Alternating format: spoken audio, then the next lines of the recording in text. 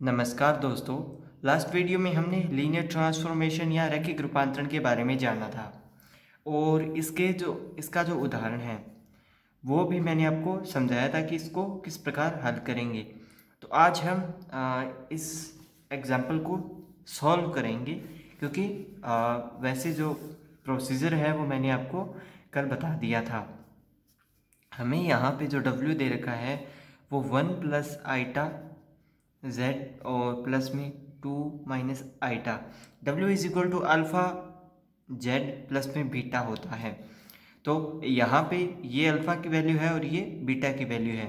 पहले हमें z plane draw करना होगा, तो उसके लिए हमें जो z प्लेन में वैल्यूज़ दे रखी हैं x बराबर 0, y बराबर 0, x बराबर 1 और y बराबर 2, ये वैल्यूज़ हमें दे रखी हैं।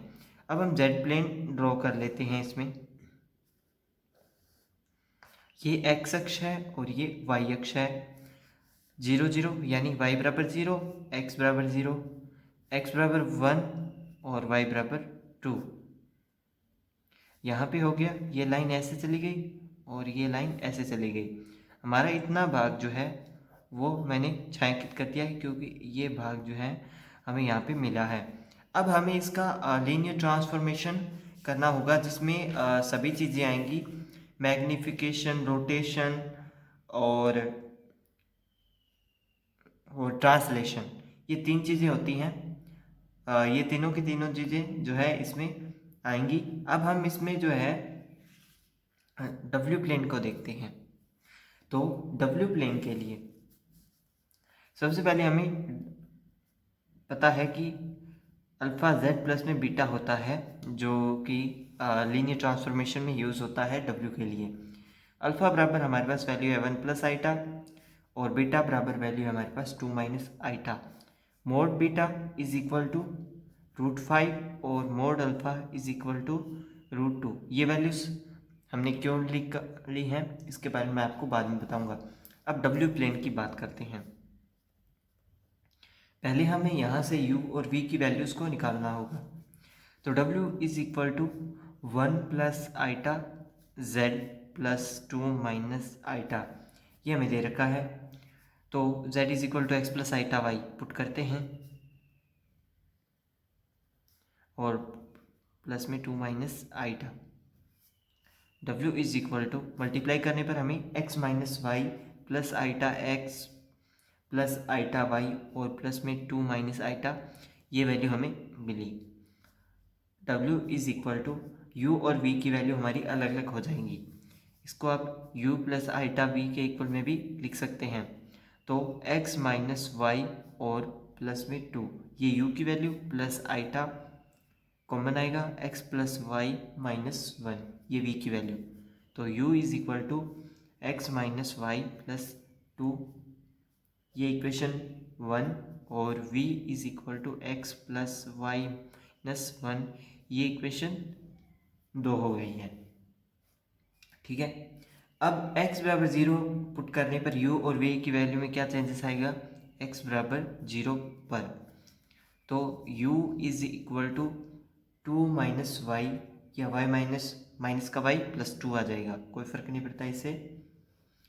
और x बराबर 0 पर v जो है वो y माइनस 1, ये इक्वेशन 3 और 4 आ गई है हमारे पास। आप इतना देखिए, फिर मैं पेज चेंज कर लेता हूँ। अब मैं इक्वेशन 3 और 4 को ऐड करूँगा, तो जिससे मुझे u plus v is equal to 1 मिल गया। इसको मैंने इक्वेशन नंबर ए नाम दे दिया है। अब x बराबर 1 पर जो है हम u और v की वैल्यू निकालेंगे। तो x बराबर 1 पर हमें u is equal to 3 minus y यानी इक्वेशन नंबर 5, और v is equal to y मिला जो कि इक्वेशन नंबर 6।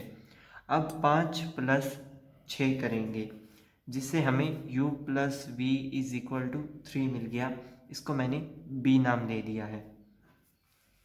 x की वैल्यूज़ हो गई। अब y की वैल्यूज़, y बराबर 0 इस रखने पर u बराबर हमें x प्लस 2 मिला, समीकरण 7।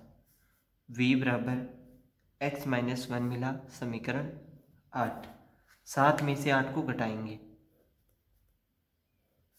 तो u minus v is equal to हमें 3 मिला, जो कि इक्वेशन सी हो गई है। अब हम रेखा के अंतःखंड रूप से u ओवर में 3 प्लस v ओवर में माइनस का 3, माइनस यहाँ पे आ गया, इज इक्वल टू 1, ये नई इक्वेशन बना दी। अब y बराबर 2 पर नई वैल्यूज जो आएगी वो u is equal to x, ये समीकरण 9, और v is equal to x plus 1, ये समीकरण 10। 9 माइनस 10 करने पर 9 में से 10 को घटा दिया, ठीक है। तो u minus v is equal to minus का 1, ये हमारी डी इक्वेशन आ गई। अंतःकरण रूप से वैल्यू निकालते हैं तो u ओवर में -1 और प्लस में v ओवर में 1 इज इक्वल टू 1 आ गया, ठीक है। तो हमें जितनी वैल्यू फाइंड करनी थी वो हमने फाइंड कर ली है। अब यहाँ पे जो है डायग्राम बना लेते हैं छोटा सा। प्लस में भी वैल्यूज़ आएंगी और माइनस में भी वैल्यूज़ आएंगी। डायग्राम मैं ज़्यादा नहीं बड़ा नहीं बनाऊंगा, ठीक है। तो हमारे पास एक वैल्यू है, ये रही 3 और -3। u की वैल्यू 3 जो कि यहाँ पे आएगी, ये u है और ये v है। ये u की वैल्यू 3, यहाँ पे 2 और यहाँ पे मैंने 1 बना दिया, और एक u की वैल्यू -1 है जिसको मैं यहाँ पे बना देता हूँ, ठीक है। और v की वैल्यू 1 आ गई, और यहाँ पे -3 यानी लगभग यहाँ पे, ठीक है। और उसके अलावा u और v की वैल्यू जो है मैं देख लेता हूँ, u प्लस v, एक मिनट मैं वैल्यूज़ देख लेता हूँ।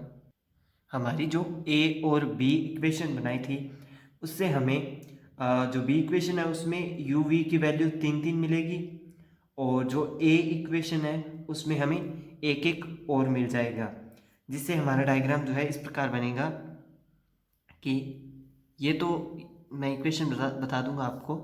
पहले ये वाली लाइन ड्रॉ कर ली मैंने, इसमें u minus v is equal to 3, ये वाली लाइन जो है यहाँ पे आई जो कि c थी, यानी c से हमने इसकी वैल्यू निकाली थी। एक लाइन है हमारे पास u minus v is equal to 1, तो उससे ये वाली लाइन ड्रॉ होगी, यानी u की value -1, u minus v is equal to -1, यानी u की वैल्यू -1 और v की वैल्यू 1, यानी ये d आ गई। अब जो a और b है, a में जो है हमें 1 1 मिलेगा जो कि मैंने यहाँ पे बना लिया है, जिससे मुझे इक्वेशन मिली u plus v is equal to 1, ठीक है। और एक इक्वेशन है u plus v is equal to 3 जो कि यहाँ पे होगी, u plus v is equal to 3। तो हमें इतना जो क्षेत्र है वो यहाँ पे मिला, यानी उसका मैग्निफिकेशन भी हो गया, उसका आवर्धन आवर्धन और मैग्निफिकेशन एक ही होता है। पहले उसका आवर्धन हुआ, और उसके बाद उसका घूर्णन हुआ, और उसके बाद उसका ट्रांसलेशन हो गया, यानी वो अलग जगह चला गया, ठीक है। तो ये इसका एग्जाम्पल हो गया है। आगे है बाइलिनियर और फ्रैक्शनल ट्रांसफॉर्मेशन या द्विरैखिक रूपांतरण, जिसमें w is equal to A Z plus B over में सी जेड प्लस डी रूप का रूपांतरण द्विरैखिक रूपांतरण कहलाता है। और जहाँ ए बी सी है वो सम्मिश्र संख्याएं हैं, और इनके जो इसको सारणिक बोलते हैं, सारणिक है ए बी सी डी। इस सारणी को जब हल करते हैं तो a d minus b c जो है वो 0 के इक्वल नहीं होना चाहिए, ठीक है। ये द्विरैखिक रूपांतरण की शर्त है, और इसे भिन्नात्मक रूपांतरण भी कहते हैं। ये देखिए, द्विरैखिक रूपांतरण या रैखिक भिन्नात्मक रूपांतरण भी कहते हैं, और इसे मोबियस ट्रांसफॉर्मेशन और मोबियस रूपांतरण भी कहते हैं। या यदि a d minus b c is equal to 1 दिया हो तब इसे हम प्रसामान्यकृत या नॉर्मलाइज्ड ट्रांसफॉर्मेशन भी कहते हैं। और इसका जो है प्रतिलोमी रूपांतरण भी मैं आपको बता देता हूँ। प्रतिलोमी रूपांतरण मतलब W is equal to A Z plus b upon में सी जेड प्लस डी का हमें प्रतिलोम ज्ञात करना होगा, जो कि मैं आपको बता देता हूँ। यह W is equal to A Z plus B over में सी जेड प्लस डी। अब मैं क्या करूँगा, इनका मल्टीप्लाई इसके साथ, जिससे मुझे C Z W plus D W is equal to A Z plus B. अब मैं जेड कॉमन लूँगा तो सी डब्ल्यू माइनस ए और इधर आ गया बी माइनस डी डब्ल्यू, जिससे मुझे z is equal to b minus d डब्ल्यू ओवर में सी डब्ल्यू माइनस ए, जो कि जेड है वो डब्ल्यू का प्रतिलोमी द्विरैखिक रूपांतरण है। अब द्विरैखिक रूपांतरण के गुणधर्म है और उसके बाद जो है इसकी एक थ्योरम आ रही है, थ्योरम 5.3, और उसके बाद क्रॉस रेशियो या वज्रानुपात आएगा। तो अभी हम थ्योरम 5.3 पर चलते हैं। तो ये है theorem 5.3। The bilinear transformation W is a combination of elementary transformation. द्विरैखिक रूपांतरण W is equal to A Z plus B over C Z plus D प्रारंभिक रूपांतरणों का संयुक्त है। जितने भी इसमें ट्रांसफॉर्मेशन हमने किए हैं, ये उनका जो है एक कंबाइंड फॉर्म है, ये हमें इसमें बताना होगा। शुरू करते हैं। Theorem number 5.3, W is equal to A Z plus B over C Z plus d. ये हमें दे रखा है क्योंकि इसी से हम जो है प्रूफ करेंगे।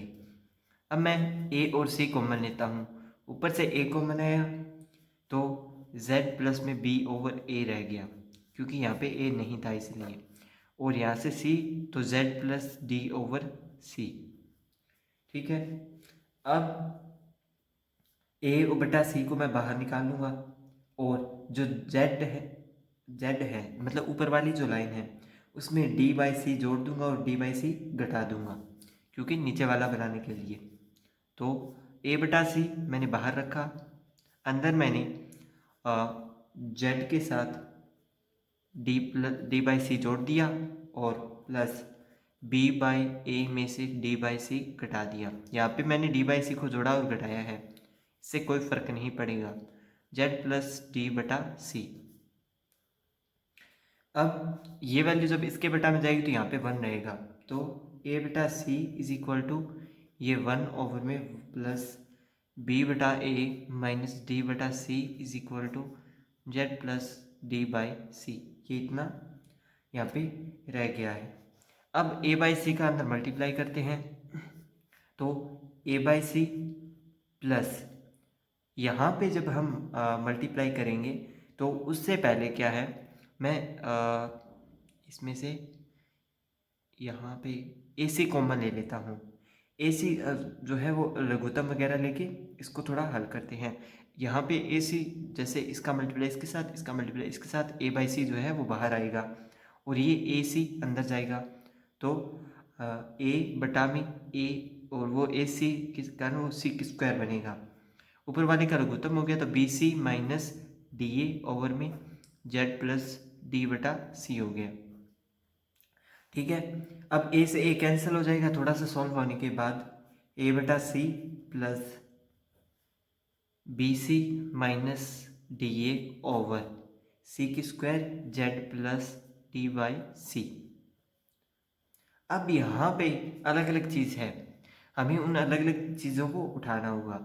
यहाँ पे हेक्सा जो कि ट्रांसलेशन है, उसमें z प्लस डी बाई सी, यानी z के साथ कुछ चीज़ें जुड़ती थी, इसलिए ये ट्रांसलेशन है। ठीक है, अब ट्रांसलेशन हो गया। मैग्निफिकेशन, मैग्निफिकेशन में क्या होता है, कोई भी चीज़ का मल्टीप्लाई होता है z के साथ, तो यहाँ पे मैग्निफिकेशन को नीटा से, तो जो सी की स्क्वायर है उसका हेक्सा के साथ मल्टीप्लाई, क्योंकि ये पूरी वैल्यू हेक्सा बना दी मैंने, तो ये हो गया हमारा मैग्निफिकेशन। शॉर्ट फॉर्म में लिख रहा हूँ। और गामा यानी इन्वर्जन, जिसमें कि पूरी की पूरी वैल्यू बटा में आ जाती है, चाहे वो किसी भी फॉर्म में हो। तो मैंने इस पूरी की पूरी वैल्यू को जो है गामा माना है और 1/नीटा की फॉर्म में मैं इसको लिख रहा हूँ, यानी गामा इज इक्वल टू 1/नीटा। ये है 3 नंबर, जो कि है इन्वर्जन या प्रतिलोमन। ठीक है। और लास्ट, जिसमें BC माइनस AD ओवर नीटा, इसको मैंने यहाँ पे वाई नाम दे रखा है, BC माइनस AD ओवर में नीटा, यानी ये सारी चीज़ें जो है इसके अंदर आ गई हैं। ठीक है। तो जितने भी हमने पीछे जैसे ये लीनियर ट्रांसफॉर्मेशन के अंदर आ गया है, क्योंकि इसमें सारी चीज़ें जो है वो आ चुकी है, ट्रांसलेशन, मैग्निफिकेशन वगैरह। ठीक है। अब जो है आगे करते हैं हम। इसका एक डेफिनेशन है क्रॉस रेशो की, 5.4 आपको नहीं करनी है। मैं डेफिनेशन ढूंढ लेता हूँ। ये है क्रॉस रेशो या वज्रा अनुपात। द्विरेखिक रूपांतरण जो जेड प्लेन के बिंदुओं Z1, Z2, Z3 को W समतल के बिंदुओं W1, W2, W3 में क्रमशः प्रतिचित्रित करता है, उसे हम क्रॉस रेशो या वज्रानुपात कहते हैं। डेफिनेशन में आ सकता है और 4 नंबर में आ सकता है। इसका फॉर्मूला होता है, तो देख लेते हैं हम जानते हैं कि क्रॉस रेशो से, ये क्रॉस रेशो की डेफिनेशन के अंदर ही है। Okay. W is equal to AZ plus B CZ plus D। ठीक है। इसको इक्वेशन नंबर 1, W1 अगर दे रखा है तो AZ1 प्लस B और CZ1 प्लस में D, ये दो हो गई। W2 is equal to AZ2 plus B और CZ2 प्लस D, ये इक्वेशन 3। और W3 is equal to AZ3 plus B और CZ3 प्लस D, क्योंकि हमें अगर ये 1 2 3 की फॉर्म में है तो W1, W2 और W3 भी दे रखा होगा। अब जो क्रॉस रेशो है उसमें क्या होगा, W माइनस W1, तो AZ प्लस B अपॉन में CZ प्लस D में से माइनस होगा AZ1 प्लस B ओवर में CZ1 प्लस में D। इसको जब हम हल करेंगे तो पहले कुछ LCM लेंगे, इनका मल्टीप्लाई इसके साथ, इसका मल्टीप्लाई इसके साथ, कुछ वैल्यू आएगी, कुछ वैल्यू कट जाएगी, लेकिन मैं इसे डायरेक्ट करूँगा, आपको खुद हल करके देखना है इसे, वरना मेरे नोट्स आएंगे तब देख लीजिए। तो ADZ plus BCZ1 minus ADZ1 और BCZ अपॉन में CZ प्लस D और CZ1 प्लस D, इन दोनों का मल्टीप्लाई। अब ऊपर वाली वैल्यू में एक तो Z कॉमन आएगा और एक Z1 कॉमन आएगा। Z कॉमन लेंगे तो AD minus BC minus Z1 AD minus BC, यानी AD माइनस BC दोनों में कॉमन आ जाएगा। नीचे CZ प्लस D और CZ1 प्लस D रह गया। तो हमारे पास जो W माइनस W1 है वो आ गया AD माइनस BC और Z माइनस Z1 और CZ प्लस D और CZ1 प्लस D, ये इक्वेशन नंबर 5 आ गई। ये हमें जैसे एक कंटिन्यूटी होती है ना, मतलब एक के बाद दो ही आएगा, तो हमने एक को फाइंड कर लिया, अब दो अपने आप आ जाएगा। कैसे? अगर हमें W माइनस W2 ज्ञात करना है, सिमिलरली W1 माइनस W2 अगर मैं फाइंड करना है तो AD माइनस BC पड़ा रहेगा। अब Z1 माइनस Z2 आएगा, क्योंकि जो पहले है ना वो W की जगह ले लेगा। ओके। और जो बाद में है वो W1 की जगह है, तो ये होगा C W1 प्लस डी, और ये होगा सी Z2, सॉरी यहाँ पे Z1 आएगा और प्लस में डी। ये हमारी समीकरण नंबर 6 हो गई। इसी प्रकार हम आगे ज्ञात कर सकते हैं W2 माइनस W3, जिसमें a d minus b c और ये Z2 माइनस Z3 ओवर में CZ2 प्लस डी और CZ3 प्लस डी। ये इक्वेशन 7 हो गई। तो इस प्रकार W3 माइनस W1 भी मैं ज्ञात करूँगा, लेकिन इसका पेज के बाद। अब W3 माइनस W, मैंने यहाँ पे 3 वैल्यू ली थी, तो W3 भी ज्ञात करना ज़रूरी है। तो AD minus BC, Z3 minus Z over में CZ3 प्लस D और CZ प्लस में D। इसको इक्वेशन नंबर 8 नाम दे दिया। अब जो है वो ध्यान देने वाली चीज़ है, समीकरण 5 का गुणा करना है समीकरण 7 से और इसमें भाग देना है समीकरण 6 का गुणा करके 8 से। इन दोनों का गुणा करके फिर इनमें भाग देना है। तो समीकरण 5 आई हमारे पास W माइनस W1 और समीकरण 7 थी W2 माइनस W3। इसमें समीकरण 6 यानी W1 माइनस W2 और W3 माइनस W, समीकरण 8। इसी प्रकार ये होगा, ये है Z2 माइनस Z3, यहाँ पे भी W2 माइनस W3 है। ये है Z1 माइनस Z2 और Z3 माइनस Z। तो ये फॉर्मूला जो है वो क्रॉस रेशियो का फॉर्मूला है, ठीक है। इसके बाद है निश्चर बिंदु। वज्रानुपात पर सवाल आ सकते हैं, वो देखेंगे कि कब आएंगे, ठीक है। तो निश्चल बिंदु की बात करते हैं। Invariant point of a billionaire transformation. किसी द्विरेखिक रूपांतरण के अंतर्गत अगर W बराबर Z हो तो इसे निश्चल बिंदु कहते हैं, या यही जो है वो निश्चल बिंदु हो जाता है अगर W और Z जो है वो इक्वल हो जाए।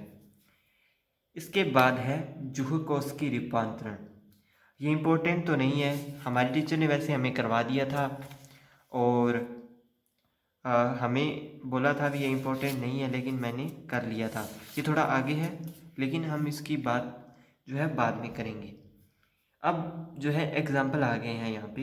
प्रदर्शित कीजिए कि रूपांतरण W इज इक्वल टू, ये है वृत्त x की स्क्वायर प्लस में y की स्क्वायर माइनस में 4x इज इक्वल टू 0 को सरल रेखा 4u प्लस 3 में चित्रित करता है। करते हैं हम एग्जाम्पल नंबर 1, और ये नंबर 1 प्रकार का उदाहरण है। ये सारी थ्योरम्स वगैरह हम करेंगे, लेकिन पहले example 1, W is equal to हमें 2Z प्लस में 3 दे रखा है ओवर में Z माइनस में 4। अब मल्टीप्लाई करते हैं इनका, तो ये WZ minus 4W is equal to 2Z plus में 3 हमें मिला।